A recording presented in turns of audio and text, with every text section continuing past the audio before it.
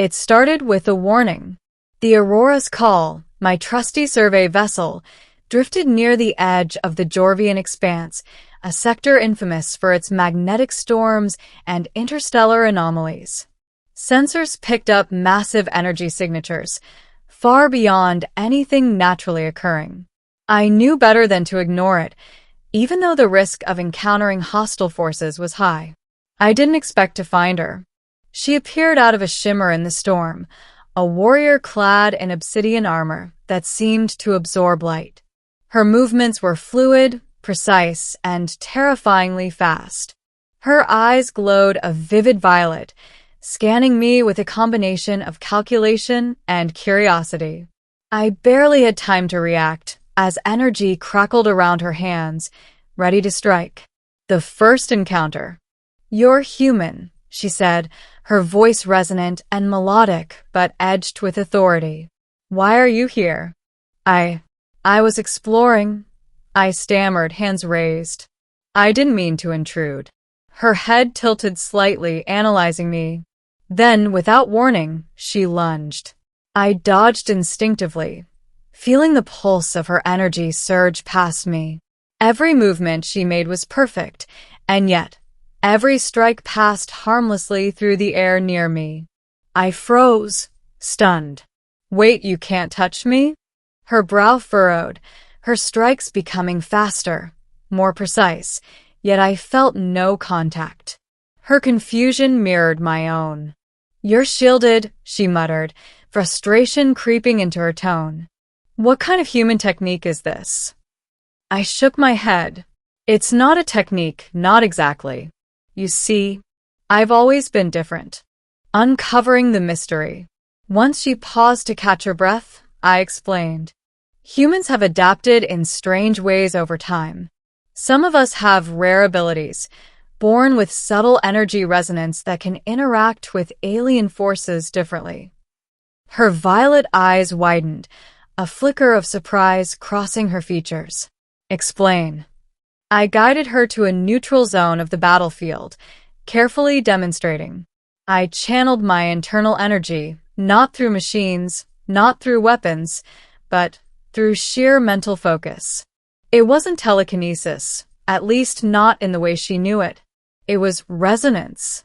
My body's energy naturally harmonized with her attacks, diffusing their force. You've harmonized with my energy," she whispered, astonished. "No one in my world has ever done that ever." I shrugged. "Guess I'm lucky, or maybe it's just human adaptability." Learning about her world. Her name was Kalara, a warrior from the planet Zifra, a civilization built entirely around energy manipulation and martial mastery. Her people trained from birth to harness energy into both offensive and defensive applications, making them formidable in combat. "You survived because of this resonance?" she asked. "Humans are fragile. How can you endure what my kind considers lethal?" "It's not just endurance," I said. "It's perception. Humans can learn to anticipate, adapt, and sometimes resonate with forces we don't fully understand. It's rare, but when it works," I shrugged, "you end up being untouchable." Kalara studied me, fascinated. "Your species is unpredictable. Perhaps that is why you survive. Perhaps that is why you stand before me." For hours, we sparred in a controlled environment. Each time she attacked, I adjusted my resonance, moving in harmony with her energy. Slowly, she began to relax, testing me rather than trying to harm me. A growing bond. After the sparring session, we sat on the edge of a cliff overlooking a glowing energy canyon. Streams of raw energy flowed like rivers below us, illuminating our silhouettes. "You are strange, human," Kalara said, almost smiling. "You could have been destroyed hundreds of times by now. And yet you remain." I chuckled. "It's what humans do. Adapt, survive, and sometimes make the impossible work." She tilted her head, studying me intently. "You do not fight like your kind. Your movements, your energy, it is unpredictable. And yet you are calm, curious.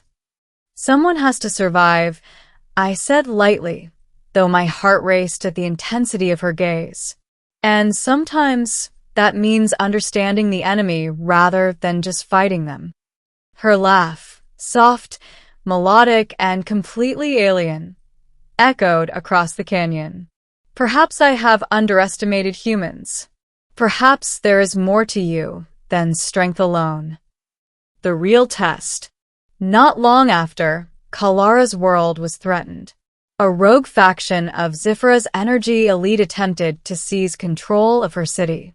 They unleashed advanced energy weapons and sent skilled warriors to eliminate her.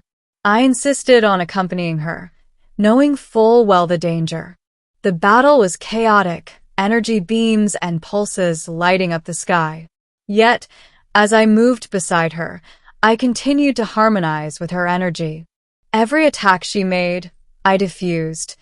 Every strike from the enemy, I anticipated and evaded. This is remarkable, Kalara shouted above the chaos. Your resonance, it is saving both of us. We make a good team, I yelled back, ducking under a pulsing beam that would have vaporized a normal human. Together, we dismantled the rogue faction's offensive.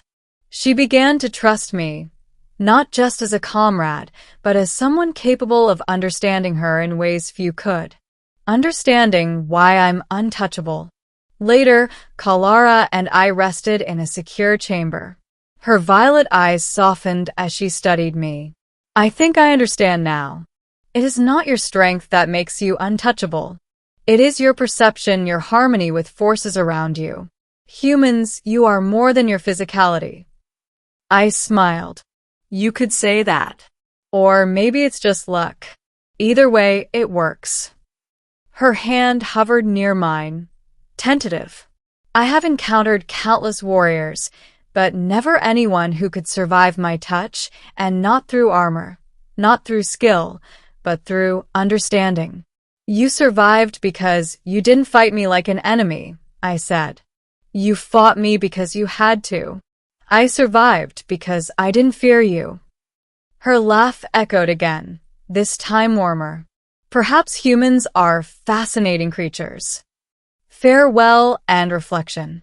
The battle concluded, and it was time for me to return to human-controlled space. Kalara accompanied me to the edge of her city, energy streams illuminating her figure like a living constellation. Human, she said softly, you have shown me that survival is not just about power, skill, or discipline. Sometimes it is about perception, harmony, and trust. And you, I replied, have taught me that even the most powerful warrior can be curious, vulnerable, and human in ways we can't imagine. She inclined her head, a silent gesture of respect and acknowledgement. Perhaps our worlds are not so different after all. Perhaps one day we will meet again, under less violent circumstances. As I boarded my ship, I looked back to see her silhouette framed by the glow of her city. The memory of her reaction, her struggle to understand why she couldn't touch me, would remain with me across the stars. And sometimes, being untouchable isn't about armor, strength, or magic. It's about harmony, perception, and understanding forces beyond fear.